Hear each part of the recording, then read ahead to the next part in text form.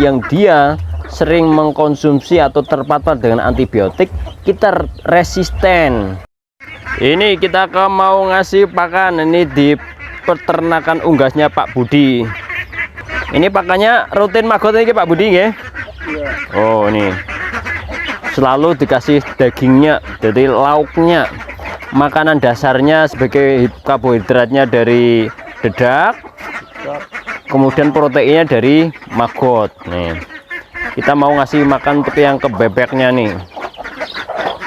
Tuh bebek tuh, silahkan makan. Oh karbohidratnya dulu. Itu yang di luar gimana tuh yang di luar? Oh tuh udah ada dedek, ini carinya magot. Nah tuh, oh makanan pembuka tuh. Kalau makan magot itu kesetanan kayak gitu nih. Nah, karena Pak Budi ini punya peternakan magot sendiri di rumah, jadi ngasih magotnya sewaktu-waktu bisa, tanpa harus beli, tanpa harus belanja magot. Nih bebek kalau dikasih makan magot itu kesetanan bener ini. Oh ini semuanya dikasih makan magot ya? Ayam juga semuanya. Jadi ini benar-benar ini full dengan konsep magot sebagai protein dan karbohidratnya dari dedak. Ini dedak sama nasi ternyata belum dilirik, semuanya berlari ke magot semuanya ini. Jadi kalau magotnya udah habis, baru nyari ke karbohidratnya ini. Tuh tuh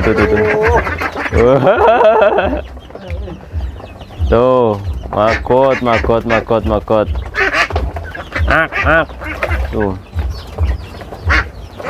Jadi salah satu keuntungan dari magot ini yang telah terbukti secara ilmiah mengandung salah satunya AMP. Ini terbukti sebagai antimikroba. Jadi kalau beberapa hewan unggas itu rawan kena mikroba atau patogen. Nah, dengan mikroba dan patogen itu rawan sekali yang namanya hewan ternak itu kena penyakit. Makanya kalau konsep peternakan modern itu dikasih antibiotik. Nah, sedangkan antibiotik dalam jangka panjang itu kurang bagus. Efek residunya resisten terhadap tubuh manusia. Jadi konsepnya, kalau konsep peternakan itu kan yang jadi prioritas, jadi perhatian itu adalah harga pakan. Ketika harga pakan mahal, itu bagi peternak itu sangat-sangat berisiko kalau berbicara skala ekonomis. Maka konsep magot ini sebagai solusi pakan modern sekaligus murah, ini benar-benar harus digalakkan di manapun, karena satu, mudah diproduksi, bisa dicari dengan mudah, bisa menjadi solusi pengurai sampah, tur murah, tur mudah didapat. Bibitnya bisa kita menjebak atau memancing di alam. Caranya dalam beberapa video kemarin kita pernah buktikan, kita pernah tunjukkan caranya untuk menjebak atau menjaring lalat BSF sebagai calon indukan untuk diambil telurnya. Itu ada tutorialnya nih. Begitu kira-kira di peternakan konsep sederhana alami dengan konsep perpaduan magot daging atau hewan yang dia sering mengkonsumsi atau terpapar dengan antibiotik, kita resisten.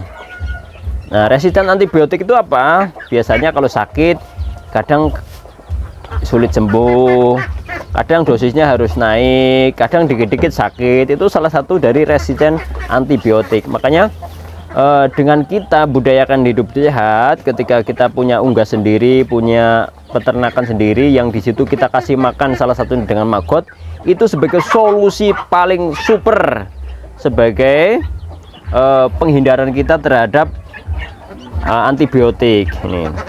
Jadi ini unggas-unggas di sini tetap pilihan. Kalau masalah yang paling suka adalah magot nomor satu. Setelah makan magot baru makan nutrisi yang lain dari dedak plus nasi bekas seperti itu. Ini Ini bebek-bebek ini diorientasikan, dicalonkan untuk jadikan bebek petelur ini. Nanti standarisasi kualitas telurnya juga sangat-sangat super, karena satu, kondisi tubuh di bebek ini sudah minim residu, minim patogen, karena sering konsumsi maggot, di mana maggot terbukti mengandung AMP atau antimikroba. Ini hasil ilmiah, bukan jare-jare. Untuk ayam petelur pun, ayam petelurnya jadi sehat, karena ayam petelur kan terkenal dengan bakteri E. coli-nya. Nah, bakteri E. coli-nya itu salah satunya biar hilang itu dengan dikasih makan maggot, karena bakteri E. coli akan hancur lunak, hilang diserang sama black soldiers atau tentara hitam yang bersumber dari maggot.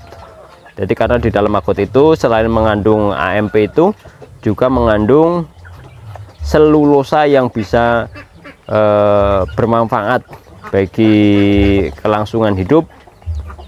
Seperti itu. Terima kasih, mudah-mudahan bermanfaat.